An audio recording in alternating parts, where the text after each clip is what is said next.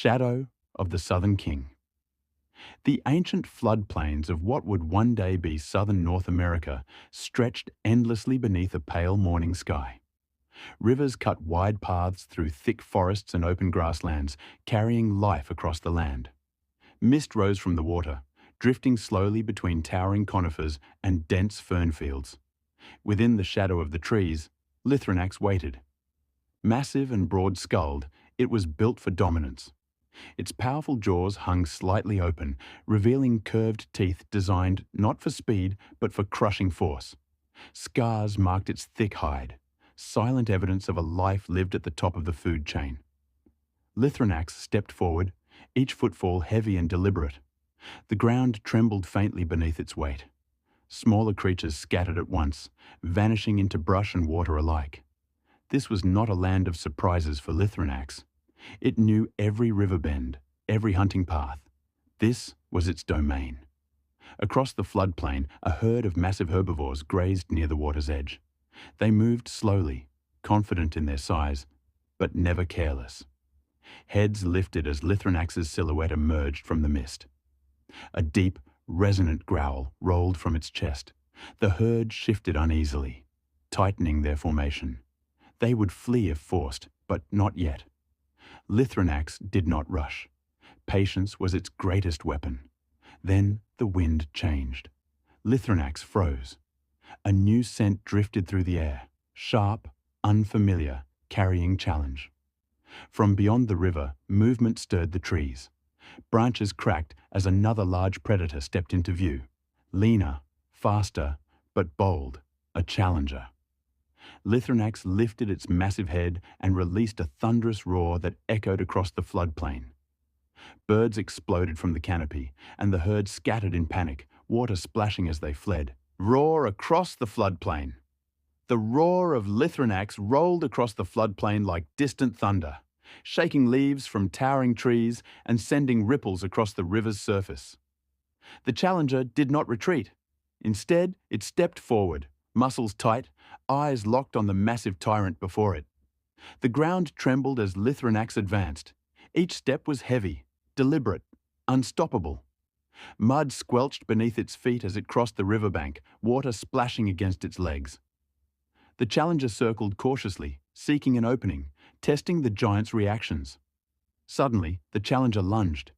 Lythronax turned with surprising speed for its size, jaws snapping shut with a deafening crack. The challenger barely escaped, feeling the rush of air as crushing teeth closed inches from its neck. It struck back, slashing at Lythronax's flank before darting away. Blood welled beneath Lythronax's thick hide. But the wound was shallow. Lythronax roared again, louder this time, and charged. The floodplain erupted in chaos as both predators collided near the river's edge. Mud and water sprayed high as claws tore and jaws snapped. The challenger leapt aside, forcing Lythronax to turn sharply. The effort sent waves through the shallow water. The challenger struck again, using speed to avoid the tyrant's full force. But Lythronax learned quickly, where the river bends. Dark clouds rolled low across the sky as the storm approached, casting long shadows over the floodplain. Thunder rumbled in the distance, and a cool wind swept through the tall grasses. The river swelled slightly, its currents growing stronger with each passing moment. Lythronax stood firm near the river bend, massive tail balanced behind it. Water streamed down its scarred hide as the first drops of rain began to fall. The challenger moved restlessly nearby, pacing along firmer ground, wary of the shifting mud beneath its feet. Lythronax understood the land. It stepped deliberately into deeper water, forcing the challenger to follow or lose ground. The river slowed the challenger's speed, its greatest advantage. Each step became heavier, less certain. The challenger lunged, jaws snapping, but its footing slipped. Lythronax seized the opening. With a powerful shove of its body, Lythronax drove the challenger sideways into the riverbank. Mud collapsed beneath them as water surged around their legs. Lythronax clamped its jaws onto the challenger's shoulder and twisted violently. The challenger screamed and broke free, staggering backward into the river. Blood clouded the water. Rain fell harder now, drumming against skin and stone alike. Thunder cracked overhead as Lythronax advanced relentlessly, forcing the Challenger into deeper, slower water. Desperation drove the Challenger to strike again. It leapt forward, slashing at Lythronax's neck, drawing blood. But the effort cost balance. The Challenger stumbled, nearly falling beneath the current. The weight of the crown. The storm began to fade as suddenly as it had arrived. Rain softened into a steady drizzle, and the thunder rolled farther away, leaving the floodplain heavy with silence. Mist rose again from the river, swirling around broken reeds and trampled grass. Lythronax stood unmoving. Its massive form loomed above the Challenger, who struggled to remain upright near the riverbank.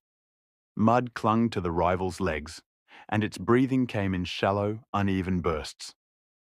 The fight had stripped away arrogance, leaving only survival. Lythronax stepped forward slowly. Each step sent ripples through the shallow water. Its head lowered slightly, not in aggression, but in assessment. Its jaws, stained dark with blood, opened just enough to remind the Challenger of the power held inches away. The Challenger growled weakly, attempting to lift its head in defiance. The effort failed. Its body sagged, tail dragging into the mud. Submission. The floodplain seemed to exhale. Lythronax released a low, controlled rumble that vibrated through the wet ground. It was not a roar meant to terrify. It was a declaration understood by instinct alone. This land is ruled, not conquered. For a long moment, the two predators remained still. Birds cautiously returned to the treetops. The river flowed steadily once more, washing away blood and footprints alike. Then Lythronax turned its head slightly and stepped aside, opening a clear path away from the river bend and toward the distant forests. The message was unmistakable. Leave, live. The Challenger did not hesitate. It turned slowly, limping away through the mud and grass, never once looking back. Each step carried it farther from the floodplain it had failed to claim. King of the floodplain. The storm had passed completely, leaving the floodplain washed clean beneath a pale evening sky. Water pooled in shallow hollows, reflecting drifting clouds and the first faint stars. The air smelled fresh, earth, rain, and life renewed. Lythronax moved slowly along the river's edge. Its massive footsteps no longer shook the land with urgency. The battle was over, and the floodplain had returned to its natural rhythm. In the distance, herds emerged cautiously from the forest, drawn back by instinct. Balance had been restored.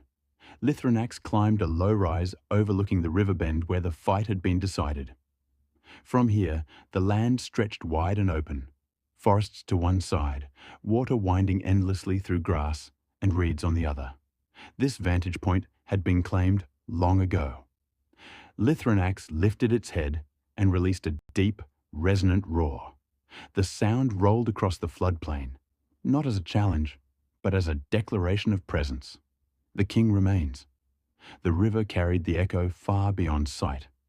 Smaller predators withdrew into cover. The herds paused, then continued grazing, reassured by the stability of the land. As dusk deepened, stars brightened above the plain. Fireflies flickered near the water, and the distant calls of night creatures filled the air. Lythronax lowered its massive body onto firm ground, muscles finally allowed to rest. Yet its senses remained sharp. This land would always test its ruler. New storms would come, new challenges would rise. But for now, the floodplain slept peacefully beneath its guardian. Lythronax gazed once more across the river, its silhouette dark against the fading light. It was not merely a hunter.